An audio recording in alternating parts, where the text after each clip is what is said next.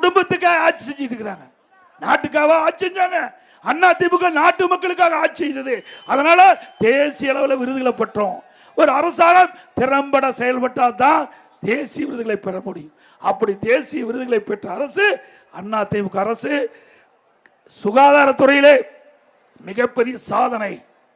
இன்னைக்கு 5 ஆண்டு காலம் உறுப்பு மாற்று அறுவை சிகிச்சை முதலிடம் தமிழ்நாடு தேசிய விருது.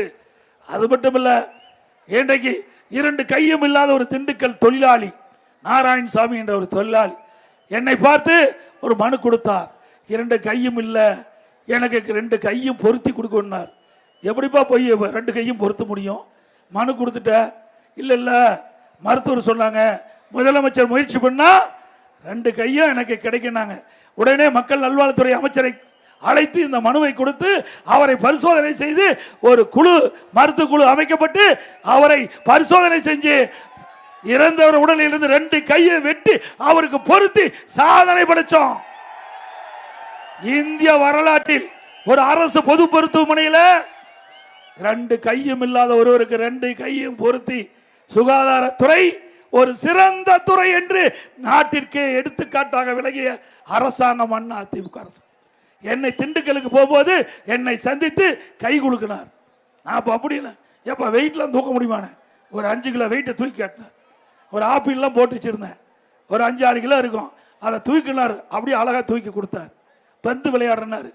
2 கை வந்தவருக்கு திருமணமாகி 2 குழந்தை இருக்குது. இதுதான அண்ணா திமுக. அண்ணா திமுக எப்படி செயல்பட என்பதற்கு இதுக்கு உதாரணம். கொரோனா காலம் ஒரு கடுமையான சோதனையான நேரம். அந்த சோதனையான நேரம் ஒருவருக்கு பார்க்க முடியல, ஒரு இருந்தார் கூட துக்கத்துக்கு போக முடியல, அவ்வளவு பயம்.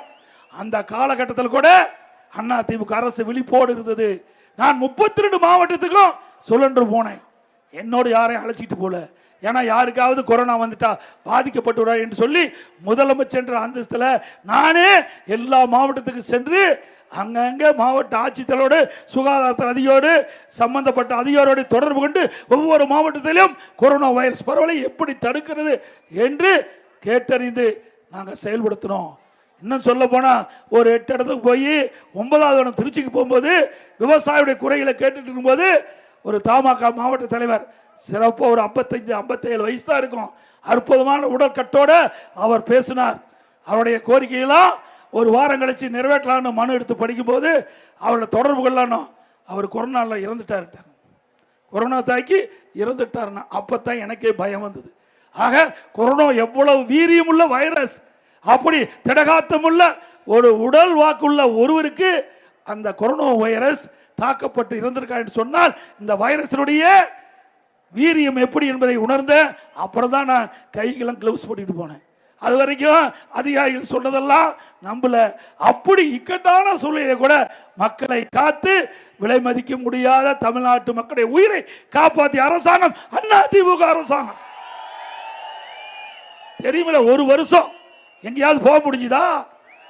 ஏன்னா வீட்டிலேயே இருக்க வச்சோம். கடினமான சூழ்நிலை, குழந்தைகள்லாம் வீட்டில் இருக்கவே முடியல.